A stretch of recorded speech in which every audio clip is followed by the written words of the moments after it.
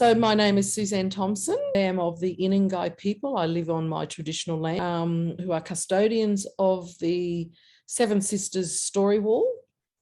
And I have also, through my bloodlines, have a Bidra connection who are also custodians of a portion of where the story leaves, I suppose, has been brought across from Central Australia too for the dispersal of songlines through the East Coast.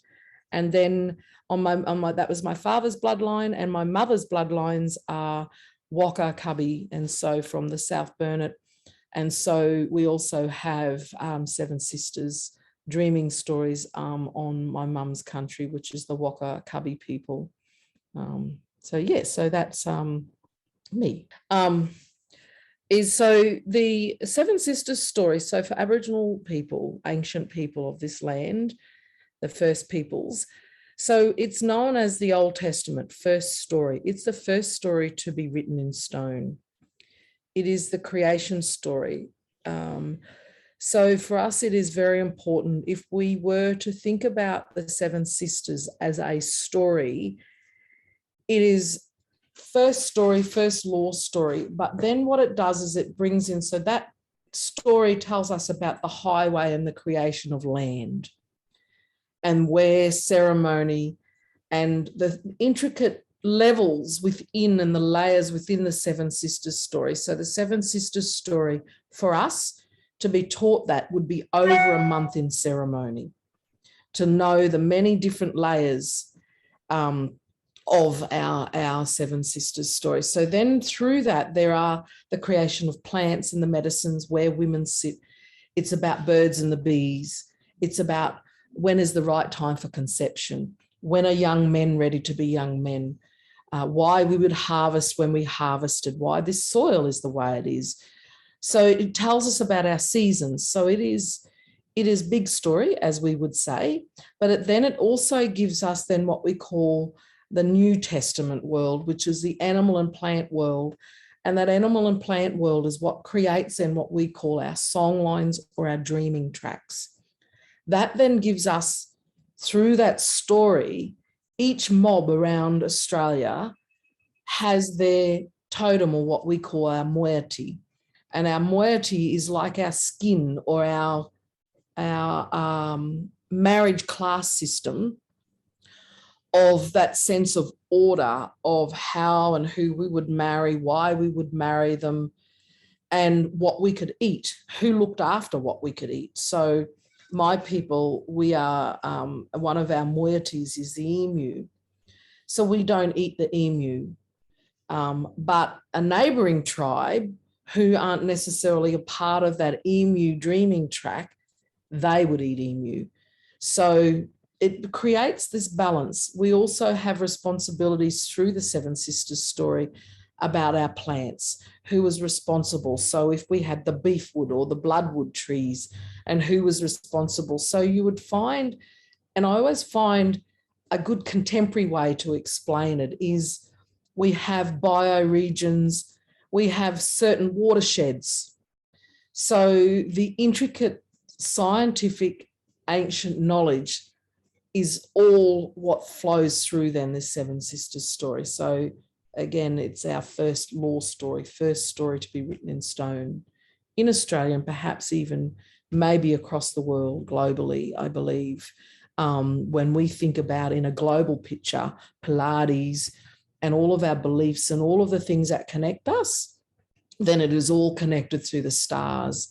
I think a lot of beliefs and cultures connect through the stars. And I think in getting that right in a global setting, I think we as humans will start to understand our human law for governing. Could you talk about the petroglyph that's in your area, and how what's on the petroglyph and what we're going to see relates to this story and this law? Yeah, absolutely. So we have what we call Watanuri, and Watanuri in Central Australia is what they call the morning star. He's the trickster. He's the clever man, tricky man, persuasive man, whoever he is, he's in pursuit of the Seven Sisters. So We have out on our country at Turraburra a escarpment we call, which is in the sense of sandstone and the rock type, for about 200 meters along. And this 200 meters along in this particular section houses the whole Seven Sisters story. So what we're finding is that, and we've found now, we've had our final report, the Seven Sisters report, which we will all be gifted. That's been completed now from two very, very talented archaeologists that have been pulling this work together for us. And we've identified 61 clan groups within Australia that house portions of the Seven Sisters and story, as well as also where does that connect on a global scale. So this whole report now has been put together around the significance of the Seven Sisters. So what we found is that everything within that story, we found and witnessed it being etched on this wall. So most places have a portion of it, but this wall holds the whole story. So now to learn to interpret that story. So when this part of this journey and on this trip is we will start from the wall. We will start from learning from the wall and seeing it. Seeing Watanuri etched, and he's etched, we've got him and his body and his hands come down and then his body and he's got his feet and he's aroused. And we all get we go, oh, he's aroused because we've had a value system put within us because our ancient, we didn't have clothes, those sorts of things. We weren't vain. This was all a part of life. It also tells us why our young men would go through circumcision and the importance of circumcision, what plants were used to heal that. But from that part, we then move into an area where we will see and witness an ancient animal that's been etched on the wall. Now, this ancient animal, we've identified as a plesiosaurus, a dinosaur. So this starts to take us into a space, and what we say to people is that this wall is a place where we will start to reawaken our children's dreaming time. Because as children, we all had a sense, an innate sense to smell, to see, why we didn't want the light turned off at night time. As babies, we often see babies looking around beyond us because they can see the other ancestors sitting with us. But over our time with other belief systems and things, it gets taken away. So I say to people, the belief of the Loch Ness monster or of fairies or of unicorns or whatever we have out there existed, because you're about to witness somewhere that has recorded these possibilities. So people had to have seen them. So we, of a time of ancient people, weren't driven by a monetary gain for sharing such mystical stories to get people to believe, and it wasn't about following. They recorded what they seen so that was captured for the thousands of generations to come.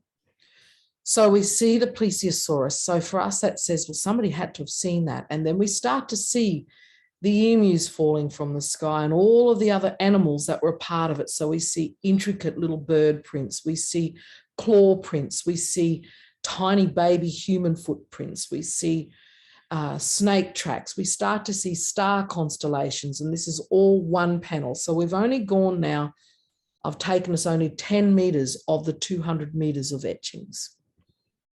So that's a portion of the story. And what is that? And how does that sit? And where does that sit globally? And what time of the year is it telling us as well?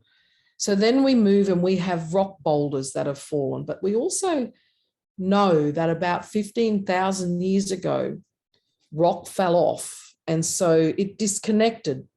So we would have had a huge big roof over the top of this cave where the story would have been etched in. And we have to imagine what that would have been like way back then. So that rock and boulders have fallen. So there are etchings on that way out.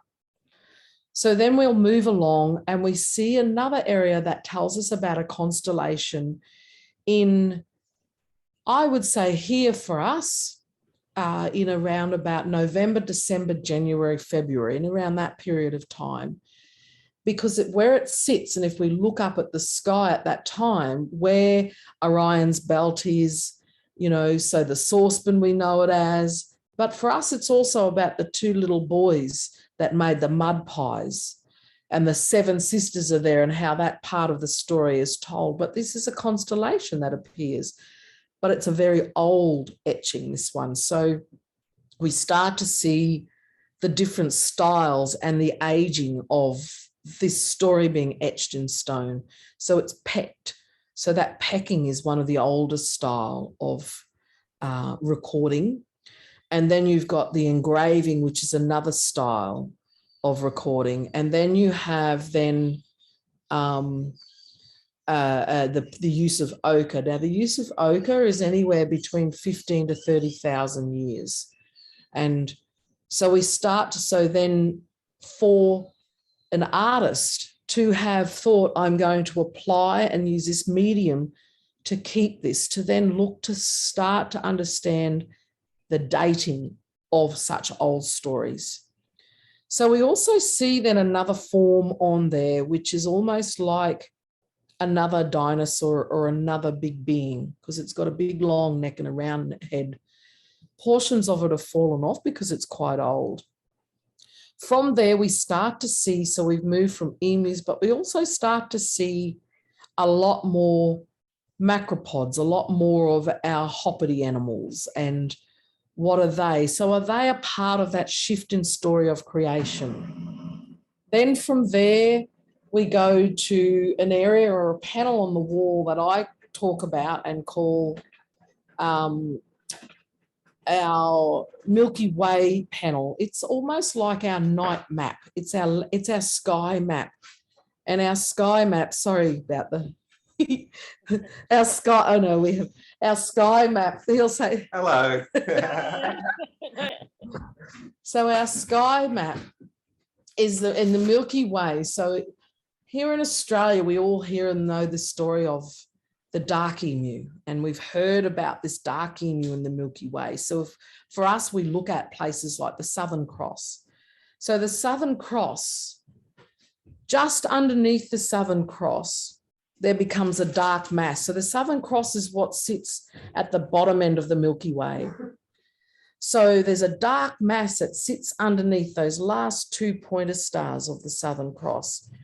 That's the head of the emu. So if we focus our eyes into that dark mass, that head of the emu starts to come up, and then the body starts to appear. That tells us, and at this point in time here in Australia, the emu is in the sky. We know that at one point, a couple of months ago, the emu was up because his legs were out. So we knew he was out looking for his mate. So we know when we're thinking about doing other hunting practices or burning country, harvesting and gathering certain things, it tells us something, and it tells us a time. So then the legs are up walking, and then we also know that then the emu, he's now almost, and he has found his mate, but he's just about ready to sit on the eggs. So because the legs have disappeared and they're sitting up. So that tells us, but what this panel tells us, because it's not represented on the Milky Way at this particular point in time. So it tells us that this summertime and this period of time when we say the serpent is in the sky or the river. So there's a whole story around then when we would fish and when we would do certain things. So the Seven Sisters story tells us all of these things, of that fishing time, of the canoe in the river going through on the waterways. But it also says to us that we would never walk country in summer through the middle of the day or through the day because it's way too hot. But we needed to walk country of a night time when it was cooler if we were moving and harvesting. So we could navigate then from the stars, and we could tell how the distance was and where there was a big water hole to a little water hole to water hole, spring to spring. So our night sky then tells us our land's map, so that then when we walked country. So we move along, and there's a lot more in that story about the stars and the seven sisters, and one sister went this way and two sisters, and there were two dogs chasing them, and there's so much in the seven sisters story. Then we get to an area where Watanuri, as the magic man, he's got to check on himself to make sure that he's still got his magic. Has his magic shifted? What is he now? So we start to see where Watanuri presents himself with 11 toes. So we have human footprint with 11 toes. Then, and if we were to think, so I'm here on the screen and we think, so these footprints are around this big. There are two of them in particular that are very prominent with 6 toes. So as a shapeshifter, as a magic person, their magic powers, they have sometimes 4 toes, 11 toes. So he is able to place them down, and he would place them on the ground so he could see, oh, is that magic still there, or have I shifted? What am I? But he also could shift and change into the wind, and what we call a whirlwind, that tornado coming through. We're taught about things in that to keep away from it, or boo-ha, chase it away. So that panel and that area starts to tell us those portions and those parts of the story. We then move to an area where we are represented, or we're presented with the symbol of woman. And it's a circle with a hole. And that then teaches us about woman and birthing. So there's a women's section that then from that area, as the sisters and they're in pursuit, and they sit for a time, for a week, for their bodily cleansing time. Then we see a rock that has a red marking on it, and that red marking talks about our time, women's time. So that's teaching us that. It's teaching our young men that, because they're going through that ceremony. What we also see, that there are plants that are starting to be etched, and they sprinkle through on the etchings on the wall. So that tells us about the medicine plants. It tells us about what, but we see in our ceremonial or our sacred places, the particular plants that are in that area, the animals that are, because they're all part of this story. So then we'll move into an area then where we see a huge, big circumcised penis etched, Watanuri. Now we have to see what that looks like as young women and young men. We have to understand that. We learn about the morning star. We learn about that is when the morning star comes up, or as a young man, what happens to you in the morning? Girls, what happens to the boys in the morning? They're excited, they're aroused. That's the most productive time for us to conceive. So we're taught that in the story. Then we can see in this one main big panel, which is about probably 30 meters long then, where there are thousands of etchings, but there's a big serpent etched in a big river. There are animals, plants. There's an eagle etched above us. In the story, there's an eagle. We see a spirit figure. So we see the 7 sister stars are etched. They're etched on the wall. We see Watanuri, and we see him with his magic music sticks, making his magic song and his potion as he chases the 7 sisters. And as he shapeshifts and chases them right across. But further down on that wall, we start to see large macropods. So we start to see the megafauna etchings. So that tells us another story and another time. And then we move into another area where then it starts to tell us when the sisters leaped out of the sky, into the sky, in pursuit, getting chased. So there are 2 just above that section. There are 2 massive big holes in the top of the escarpment or the rock above the caves where the women leaped out from. And just under that, it shows us where they left their digging sticks. Uncle talks about pity, where we put our ring to carry our water, how we walked on land to make waterways, and that starts to tell that story because there's a wave within there that tells us a bit. And then we move further up along there where we'll see how the rock formation started and it petrified a tree in the rock. So we can see at one point it was a log that was through this tree, through the escarpment. So And we learn then in this process of what created this land mass. We know our land mass is from Jurassic period. We know that our land mass, and to create the escarpment, was two major flood events that came through this ancient land that created that. So we're starting to see where etchings start to pick up, and we start to date in that time. Then we move to an area where there's quite an interesting footprints. There's a perfect dingo, because we know the dingoes were very important. There's a red and a white dingo that protected the women that came. So we talk about two dogs dreaming, you know, if there are two wolf dreamings, if there are whatever, these are all part of it and interpretations. But we found a falling star, the lost star. And that star sits in behind a rock, not to be seen at the front. And that's that last star in the morning, that last star that comes. So that completes then that whole story right across.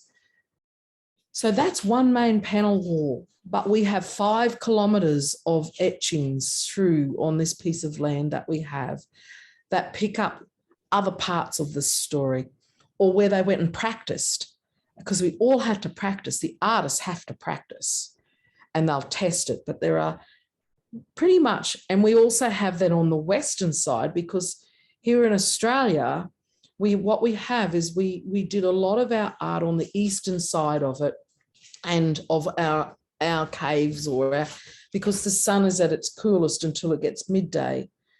So it's very rare, very, very rare to find artwork or etchings on the Western side. Well, we actually have an area on the Western side that we're now predicting that is even older. And we haven't started. So we're hoping to do an archaeological dig to study, to research that up. So our Seven Sisters tour and our journey is massive. And the timing and the connection now, I believe, is going to really create a huge shift globally for humanity. It is such an important story. And like Uncle Vincent says to us all, we only ever have one mother. Woman is boss. She is boss of country. She is the creator of country because of this story. And we are the givers of life, because we can have lots of fathers, but you only ever have one mother. One person gives birth. So, yeah. So that's our Seven Sisters.